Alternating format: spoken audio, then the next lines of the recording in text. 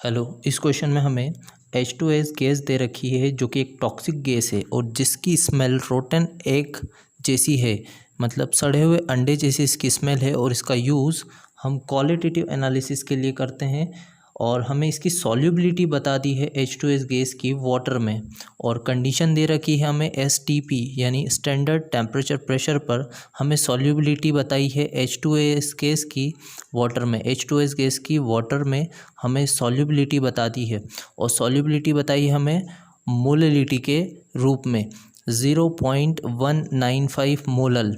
तो हमें मोललिटी बता दी है और हमें हेनरीज लॉ कांस्टेंट निकालना है। तो हम सबसे पहले हेनरीज लॉ समझ लेते हैं। हेनरीज लॉ होता है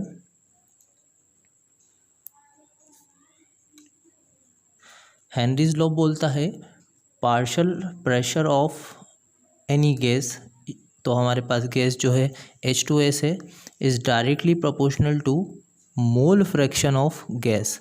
मोल फ्रैक्शन ऑफ गैस, तो मोल फ्रैक्शन हमारे पास जो रहेगा XH2S रहेगा यहाँ पर, क्योंकि हमारे पास गैस है H2S।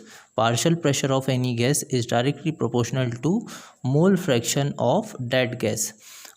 तो यदि हम यहाँ से प्रोपोर्शनल का साइन हटाएंगे तो PH2S जो है, यहाँ से हमारे पास एक कांस्टेंट आ जाएगा K, और ये जो कांस्टेंट है ये हेनरी कांस्टेंट कहलाता है। KH इंटू में आ जाएगा XH2S। हमें KH निकालना है। हमें प्रेशर के लिए इन्होंने एक बात बोली है यहाँ पर STP पे जो प्रेशर होता है वो हम लिख लेते हैं। प्रेशर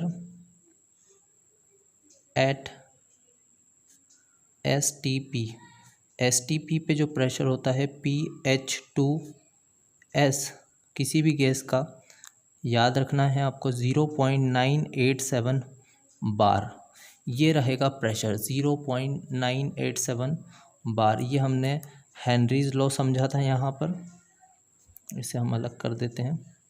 तो हमारे पास प्रेशर मिल चुका है, प्रेशर है 0.987 बार STP कंडीशन पर। NTP पर बोला जाए तो आपको 1 बार लेना है और हमें मोललिटी बताती है, तो मोललिटी दे रखी है हमें 0.195 मोलल। हम लिख लेते हैं 0.195 molal solution means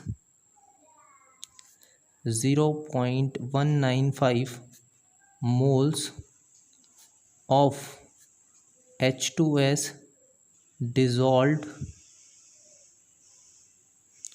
in 1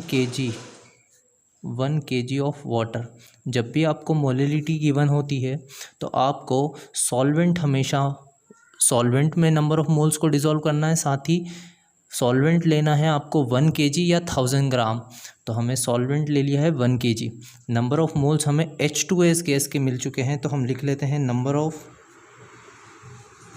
moles of H2S के नंबर ऑफ मोल्स मिल चुके हैं हमें 0.195।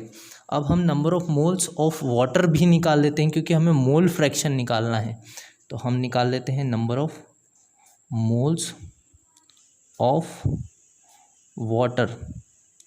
और वाटर के लिए हम नंबर ऑफ मोल्स कैसे निकालेंगे, तो नंबर ऑफ मोल्स निकालने का जो फॉर्मूला होता है N equal to sample mass divided by molecular mass. Sample mass water का सैम्पल मास है 1 kg, तो 1 kg को हम लिखेंगे यहाँ पर 1000 gram divided by molecular mass. Water का आपको याद होना चाहिए, वाटर का होता है 18। जब आप इसे डिवाइड करेंगे तो ये कैंसल आउट होके आता है 55.55। तो हमारे पास हमने इस फॉर्मूले का यूज़ करके नंबर ऑफ मोल्स निकाल लिए। नंबर ऑफ मोल्स हमारे पास आ चुके हैं। अब मोल फ्रैक्शन हम निकाल लेते हैं। Mole fraction of H2S। Mole fraction के लिए हम फॉर्मूला लगाएंगे number of moles of H2S divided by number of moles और total number of moles of solution. तो यहाँ पर H2S आ जाएगा और NH2O। हमारे पास जो H2S के जो मोल्स हैं वो हमारे पास है 0.195, तो हम रख देते हैं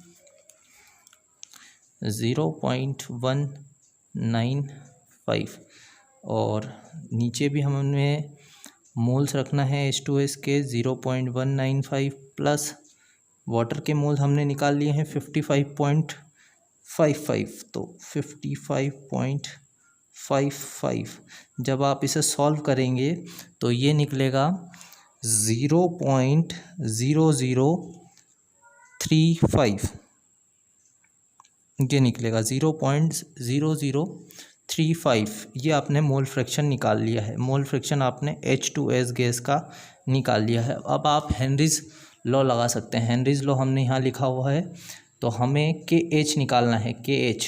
तो हम क्या करेंगे, P पार्शियल प्रेशर को मोल फ्रैक्शन से डिवाइड कर देंगे। हमें KH चाहिए, तो हम पार्शियल प्रेशर को PH2S को XH2S से डिवाइड कर देंगे।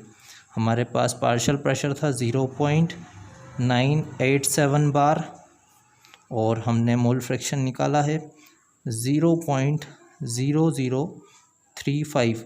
जब आप इसे डिवाइड करेंगे तो आपका आंसर आएगा 282 बार। ये रहेगा हेनरीज कांस्टेंट। Thank you.